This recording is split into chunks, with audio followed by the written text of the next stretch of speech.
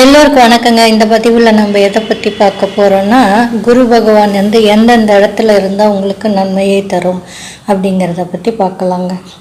எப்போ ஒரு ஜாதகருக்கு பிரபலமான யோகங்கள் கிடைக்கும் அப்படின்னு பார்த்திங்கன்னா, குரு பகவான் இருக்கார் இல்லையா, வியாழன் எனப்படும் குரு பகவான். அவர் 4, 7, 10, 1, 5, 9 மற்றும் 2, 11 ஆகிய இடங்கள்ல இருந்தாங்கன்னு வச்சுக்கோங்களேன்.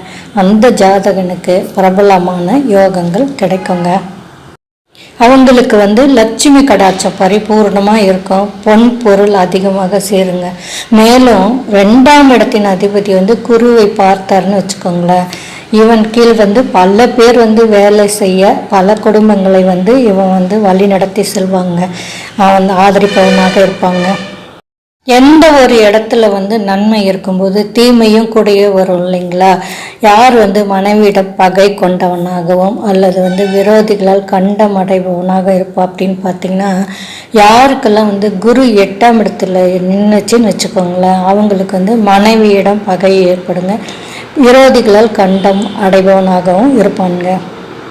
பொருள் விரயமாகும். அப்புறம் பல வகையிலையும் அவமானம் சேருங்க. இதே 6ஆம் இடத்துல குரு இருந்துச்சுன்னு வச்சுக்கோங்களேன், அரசாங்க வகைகளில் பகை உண்டாகுங்க. வியாதியால் துன்பம் ஏற்படுங்க.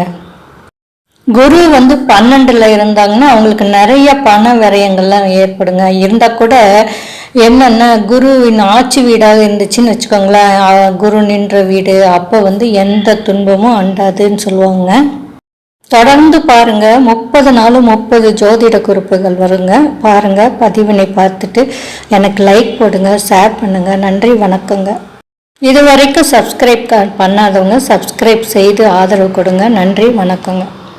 இந்த பதிவு உங்களுக்கு பிடித்திருந்தால் லைக் பண்ணுங்க, ஷேர் பண்ணுங்க, கமெண்ட் பண்ணுங்க. நன்றி, வணக்கம்.